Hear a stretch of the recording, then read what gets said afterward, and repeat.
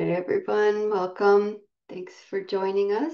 Lovely to see community and to extend our welcome to those of you who are practicing with us at another time.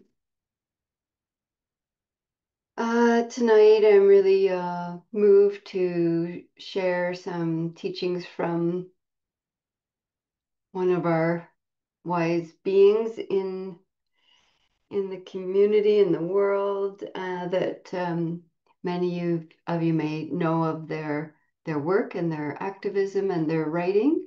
Their name is Andrea Gibson, and they died this week. And they shared their they're a poet laureate, and they've several books, award-winning books of poetry, and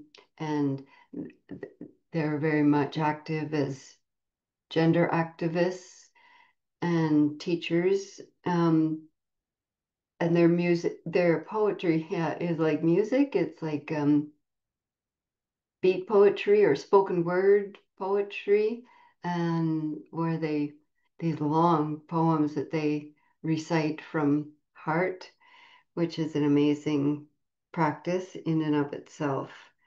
Um, And so please check the link below, and I've put it here in the chat for their work. And you can watch YouTube videos of them doing their spoken word, and Instagram. On Instagram, you can also see this clip of them sharing what I'm also offering tonight in honor of them. Also, they just released, and I think, oh, I don't know if I can remember which, I can't remember which festival, but they won an award for this documentary that they just very recently released, like maybe this month or something. Um, and it's called Come See Me in the Good Light. And Apple TV has purchased the rights to stream that documentary. So if you have Apple TV, you'll be able to watch that. And maybe other venues will come available as well. It's currently in the review cinema circuit, so maybe in a review cinema near you, you'll be able to see that. Come See Me in the Good Light, and it's documentary about their journey with I think their wife or life partner, and um, their cancer diagnosis and journey, and they spoke beautifully about all of that. And what really so many of their works touch the heart and grab your attention, but this one is what they called five counterintuitive mental health tips, and as they said, that changed my life. So I wrote down their words, so I'm not changing their words. They said five counterintuitive mental health tips that changed my life, and they're so beautiful. Yeah.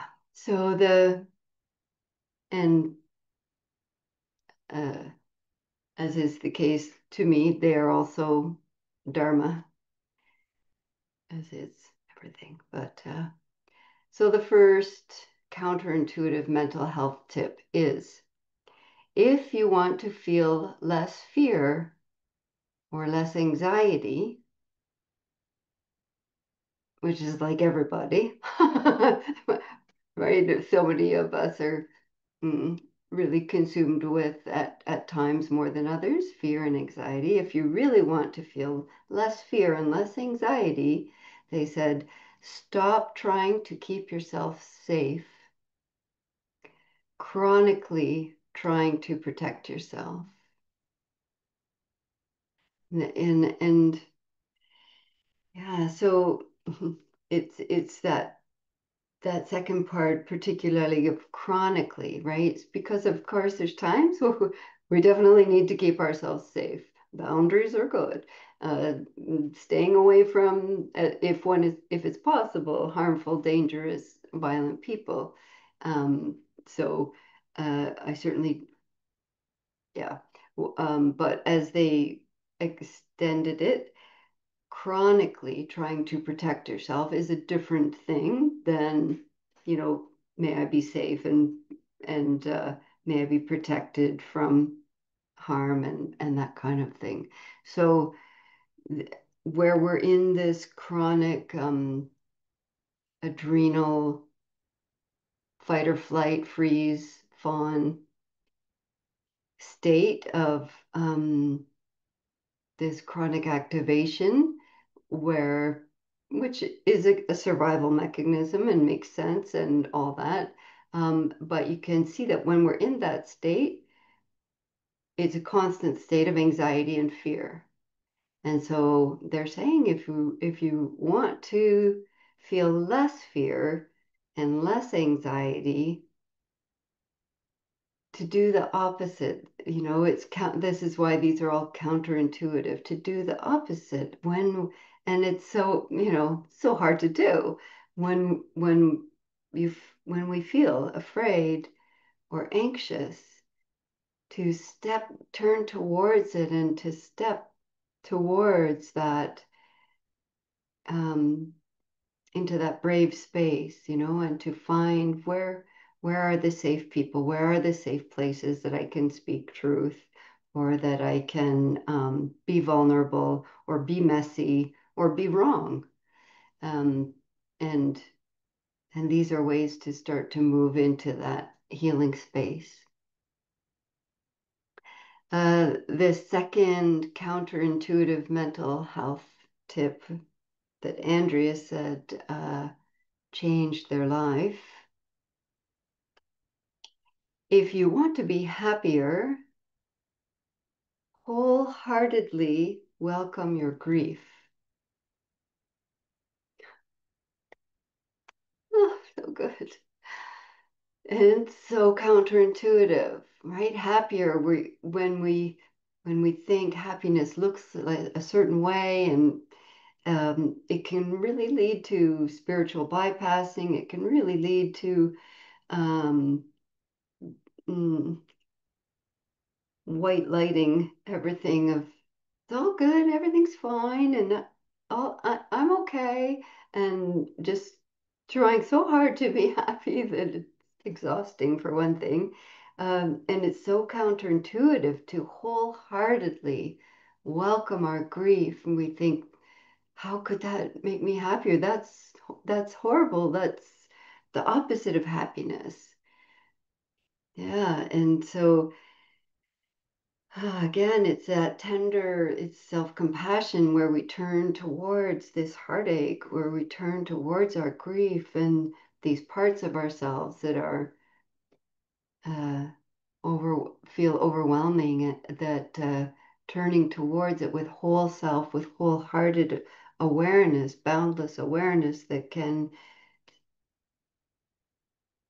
act with wise speech and wise intention and wise action to cultivate self-compassion. And in this way, happiness is part of that path. Wow. The third counterintuitive mental health tip that saved Andrea's life: if you feel like your life is lacking something, if you're struggling to feel abundant, they say put your attention on what you have to give. Again, so counterintuitive. We feel lack, we feel uh, a lack of abundance, and whether it's material lack or other forms, could be anything that we're feeling that around. And they're saying to turn our attention to, what do I have to give? I've certainly found this to be true for myself, that yeah, looking for these small ways where we can offer some care and attention and energy or resources. It's all so relative, what we have and what we don't have, and what we feel is possible or not possible. And the more we open our eyes to the world, we see, oh, I do have a lot to give. I do have a lot of resources and capacity. And in this way, we start to feel a sense of abundance. And, this is certainly related to the practice in the Dharma of dana. And there's also another word related to generosity, but different, chaga. And chaga, chaga, is more about renunciation, is about mm, letting go. And the practice of dana is where we freely give without attachment to, without strings attached, and without attachment to outcome. And we include awareness of ourselves and our own capacity of, so that we're not giving to the extent that it's hurting ourselves, or mm, creating more suffering for ourselves. It includes an awareness of what's possible for me, um, in order mm, to counter that sense of lack, or lack of abundance. And yeah, the Dharma, and on retreats, and hopefully most Dharma teachers you encounter offer the Dharma in this way, freely offering it, um, because so many reasons, but because of this ancient tradition of dana, and because of the blessing and the gift of receiving the Dharma ourselves. The fourth counterintuitive mental health tip that Andrea said saved their life was, if you're feeling out of control, stop trying to control things. Those of us who like to control things are like, what? If you're feeling out of control, stop trying to control things. Wow. To me, this is very related to dukkha and the ending of dukkha, which is this whole path. The Dharma is, that's what we're doing. That's what all this is every week. Understanding suffering and the ending of suffering. And dukkha, the Pali word that's often translated as suffering, but is so much more than what that word conveys. Stress and angst, not getting what we want, not being able to get rid of what we um, don't want, and not being able to keep what we want to keep, and aging, sickness, and death, and even all the things that are beautiful and perfect, that are also impermanent. It's a vast topic, but dukkha, stress and suffering, all the way up into angst and absolute despair, all have a cause, and that cause is clinging to how we want things to be, control, and or same, how we don't want things to be, which is the same as how we want them to be.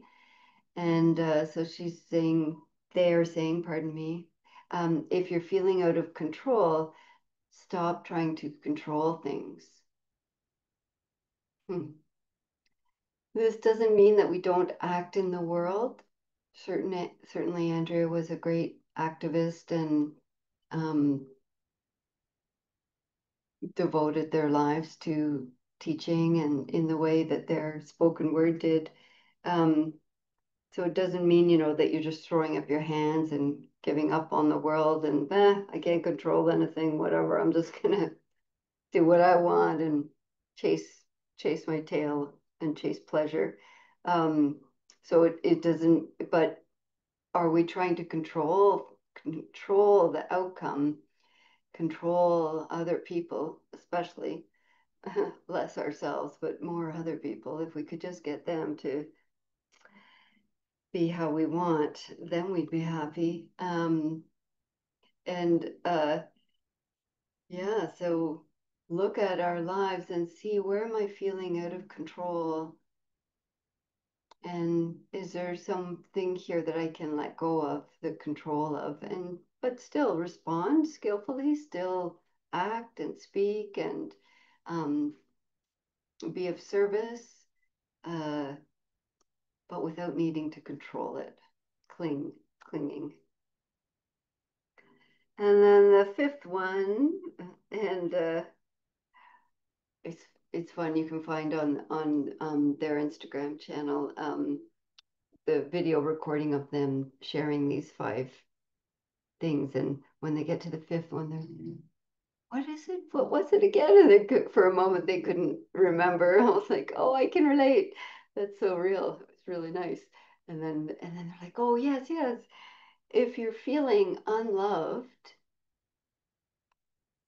love, love is what they say. And they've repeated like 6 times. If you're feeling unloved, love, love more, love more. Of course, this is metta bhavana practice in the Dharma, the practice of loving friendship and kindness and care and interconnectedness and the cultivation of that. And and it's well known that that practice, well, there's different views, but okay, I'll say in my experience, it's really about untethering my own heart and who's allowed in and who's not. And untethering the knots of the heart, the like, mm, yes, you, dear one, you, not so much, the little knots and or the big ones, and and the more we untether our hearts in relationship to all beings, and especially, yeah, all beings, uh, the more loved we feel because we are love. We're generating love, not generating, cultivating, much better. Thank you. Uh, Cultivating love, growing it, like a seed in the garden, watering it, giving it the conditions to flourish and grow. You can't feel unloved. Uh, you can't feel unloved when you're doing that because it's not you. The Brahma Viharas, the heart abodes, are already, and they are boundless and unconditioned. And it's just untethering our little selfness that puts up its boundaries and exclusions and conditions uh, that we untether and heal and open, and then you just are love. You are connected with love. Words. Yeah. Wow. And I think I saw, and this is just a maybe because I didn't go back and double check it. It could have been someone else in the comments of this video of Andrea's, or it could have been that they posted in a comment underneath the video and to try this with lots of things. Like one of them was um, if you're experiencing insomnia, try to stay awake. Instead of like trying to go to sleep, try to go to sleep, like try to stay awake. Interesting. So it could be something to explore around other things that feel stuck or other, I don't know. Interesting. Could be an interesting practice. But certainly these five are precious and delightful and wise. Oh, dear Andrea, thank you for your gifts to the world. So tonight we will practice with the, oh, I'm going to sneeze one sec. The sutta or the discourse on loving kindness. I might have to mute in a second to sneeze. Uh, so we can continue this wise teaching and practice. All right, so let's get ready to practice. Mm.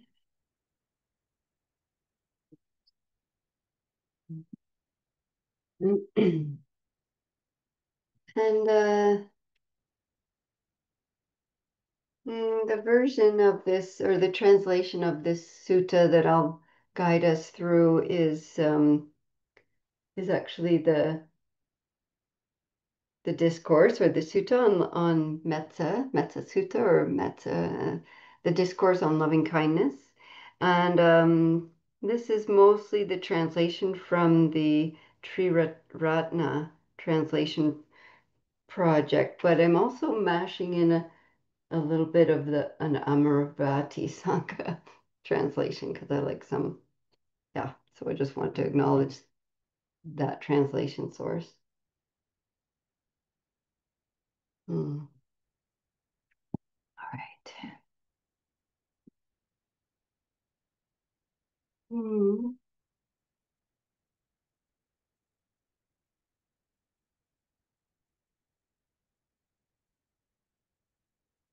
Take some time to make any adjustments to your posture or your space. See if you need any movements or touch or deeper breaths or stretch.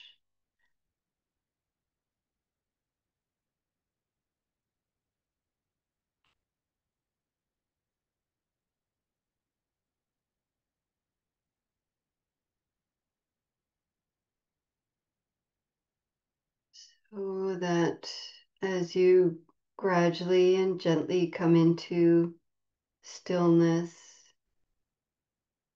it doesn't feel imposed or pushed or hurried, but just a kind and gentle settling and arriving.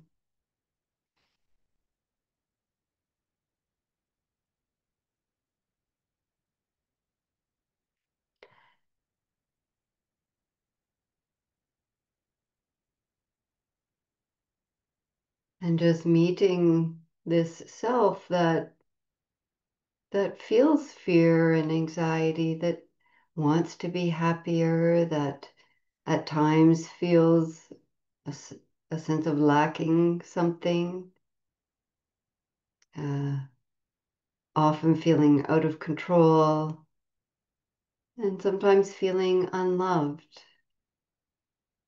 All of these tender parts that we can all relate to. And we just invite all of these and so many more to be here as we settle into this body, into this present moment. If embodied practice doesn't feel easeful and peaceful, you can just keep the awareness a bit more spacious, just a sphere of awareness around you as you settle into the center of this moment.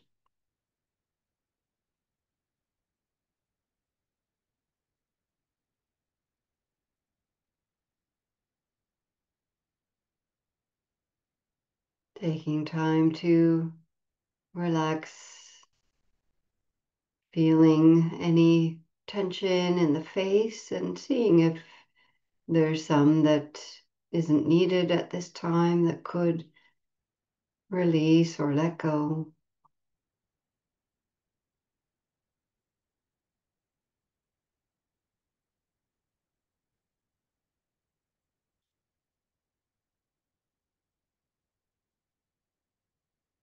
And as you rest back and down, feel the shoulders settle back and down.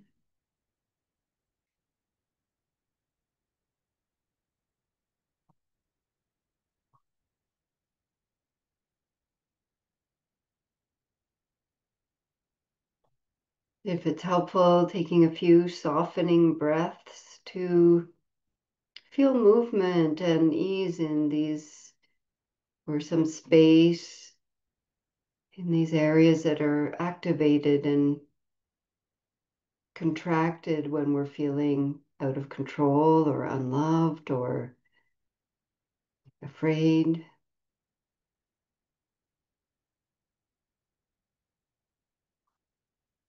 Feeling the torso and the heart center expand with a few deeper breaths, the chest lifting, the side ribs expanding, even the back moving.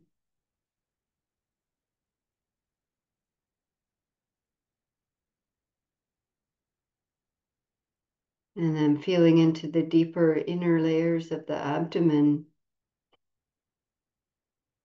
another area of protection,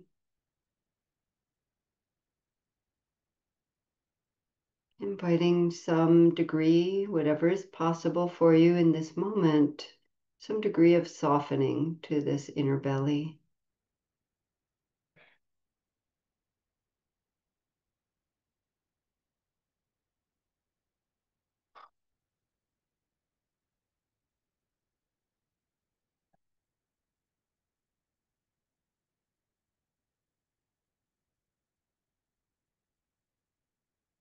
As you continue resting back and down, feeling the weightedness of the pelvis, the groundedness of the legs and feet.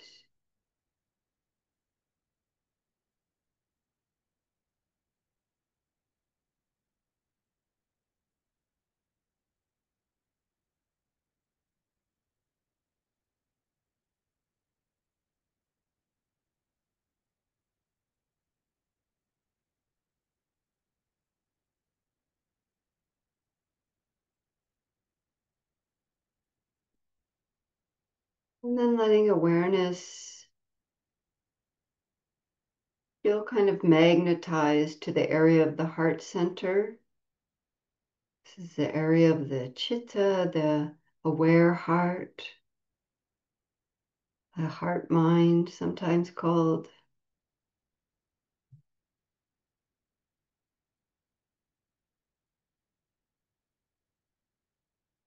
And we might even see this like a little spark there or a seed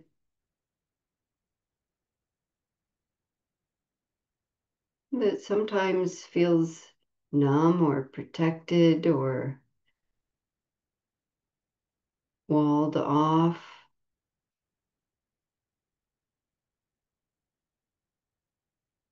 maybe because of fear or a sense of lack or wanting.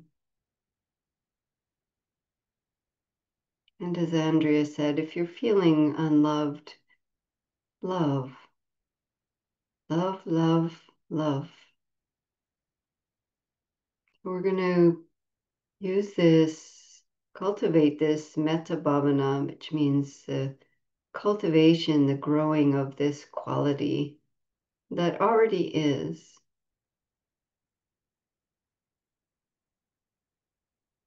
And as the sutta begins, this is what is to be done by one who is skilled in aims, who wants to break through to the state of peace. Touch into this part of you that wants peace, safety, love, freedom. This is what is to be done.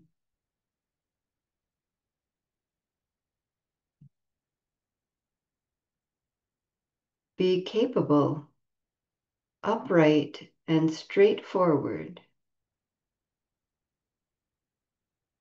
This is our ethics, our values, our precepts.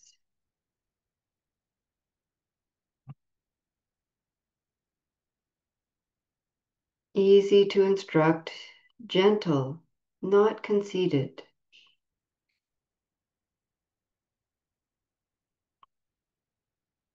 One who is content and easy to support with few duties, living lightly.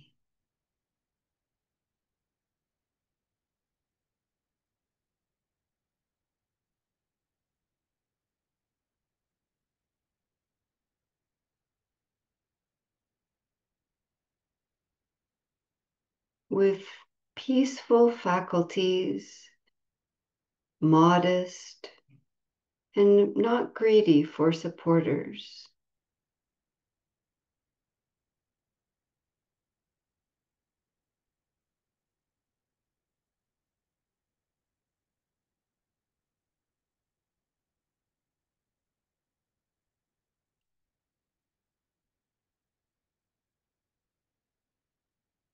One who doesn't do the slightest thing that the wise would later censure.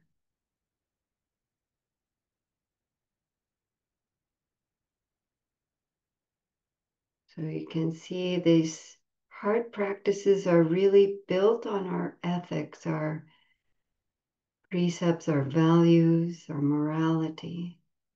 And this helps calm the mind and free the heart.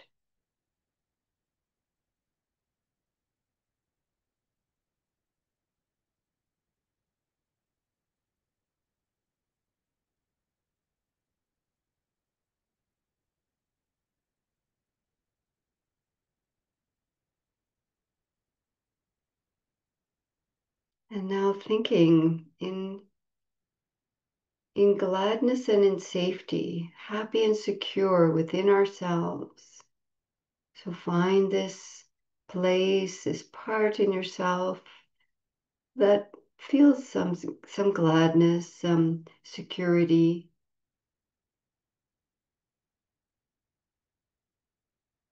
May all beings be happy, happy at heart. May all beings be at ease.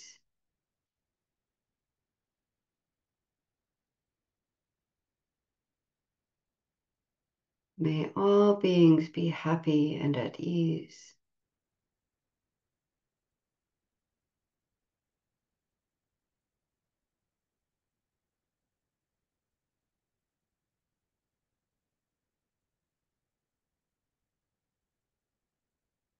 Whatever beings there may be,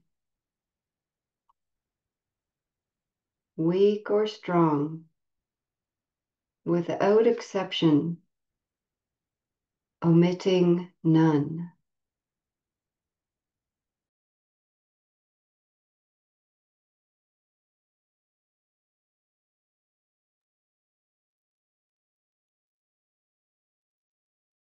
Whether they're great, mighty, medium, small, seen or unseen, near or far,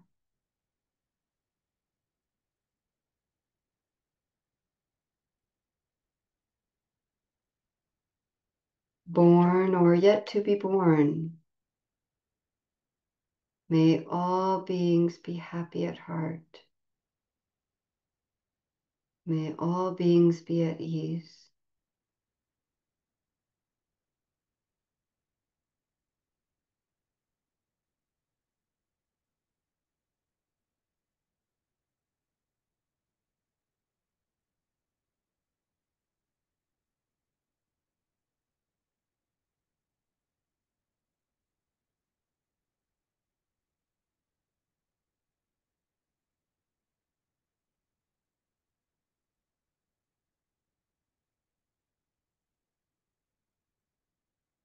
Let no one deceive another or despise anyone anywhere.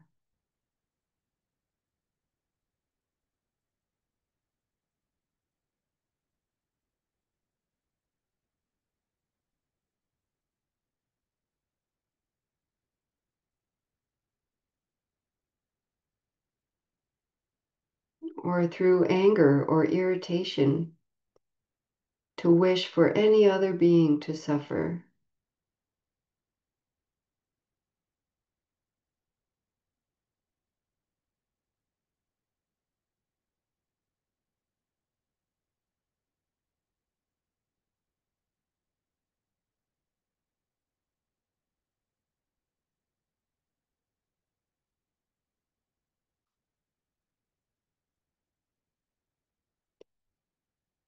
As a loving parent would risk their life to protect their child, their only child, even so should one cultivate a limitless heart with regard to all beings.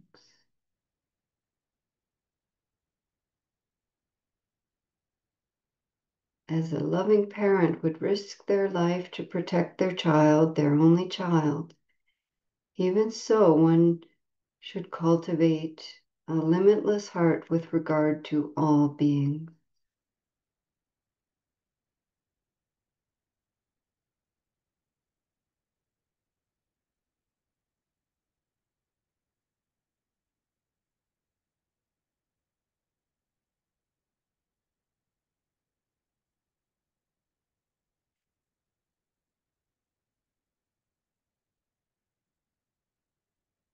With goodwill for the entire cosmos,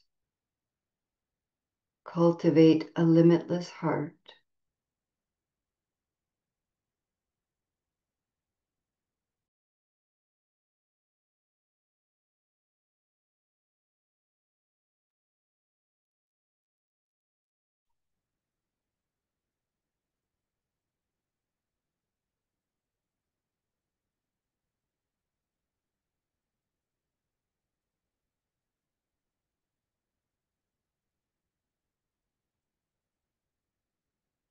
Above, below, and all around, unobstructed, without enmity or hate. Above, below, and all around, unobstructed.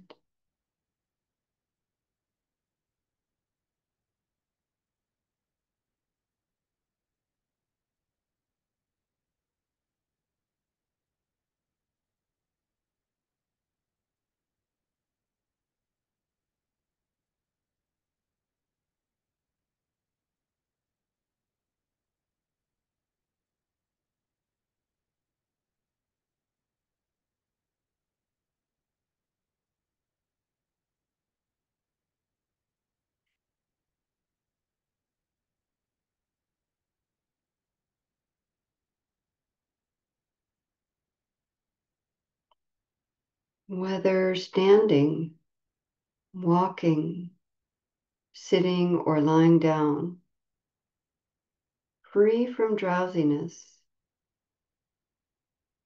as long as one is alert, one should be resolved on this mindfulness. This is called the sublime abiding here and now. Whether standing, walking, sitting, or lying down, free from drowsiness, as long as one is alert, one should be resolved on this mindfulness. This is called the sublime abiding here and now.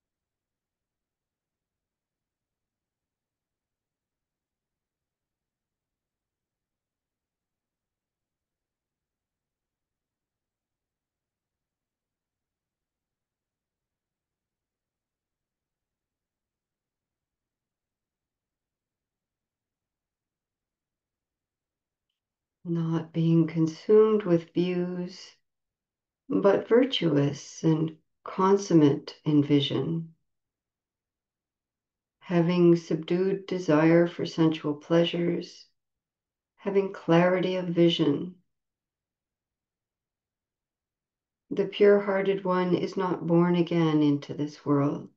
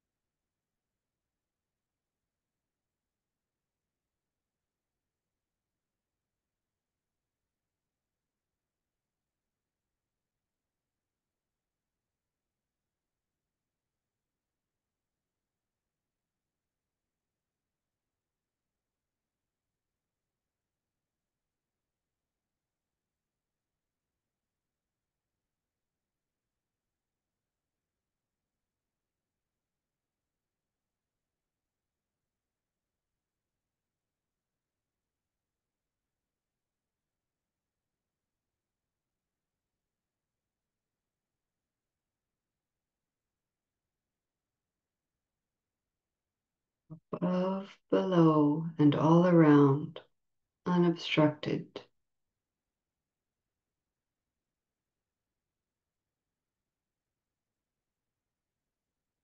May all beings be happy at heart.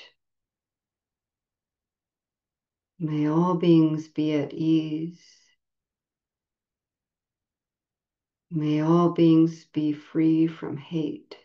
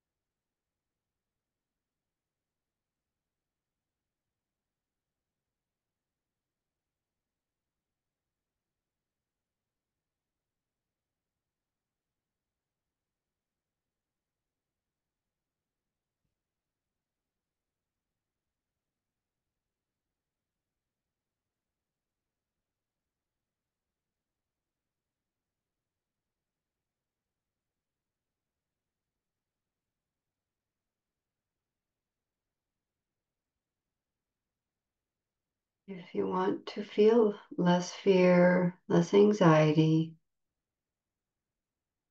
stop trying to keep yourself safe and chronically trying to protect yourself. If you want to be happier, wholeheartedly welcome your grief.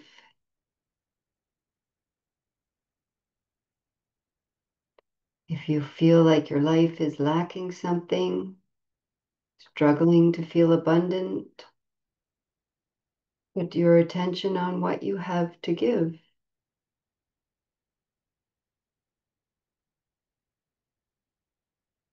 If you're feeling out of control, stop trying to control things.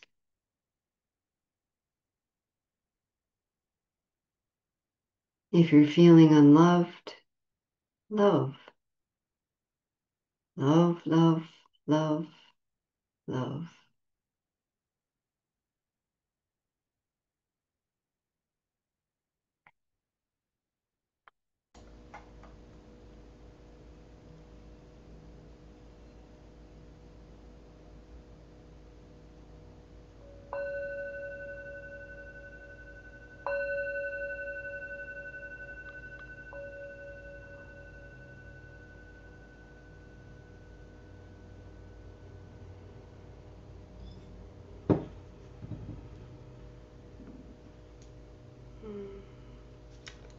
Thank you, Andrea Gibson, for your teachings and honesty and wise love. So if you're practicing with us on the YouTube channel, please check the link below to Andrea's website, and there's really awesome t-shirts that'll probably be sold out soon, and for poetry, their poetry books obviously, and there's a link also to the documentary. Hopefully we can all find a way to see that documentary that I mentioned. Come See Me in the Good Light, it's called. I'll also put a link to the Metta Sutta that I was, to this, mostly this translation of a little bit, mostly this translation of the Metta Sutta. I'll put that down below. Yeah. May we all continue to change our lives by these counterintuitive mental health tips. Thanks for practicing with us.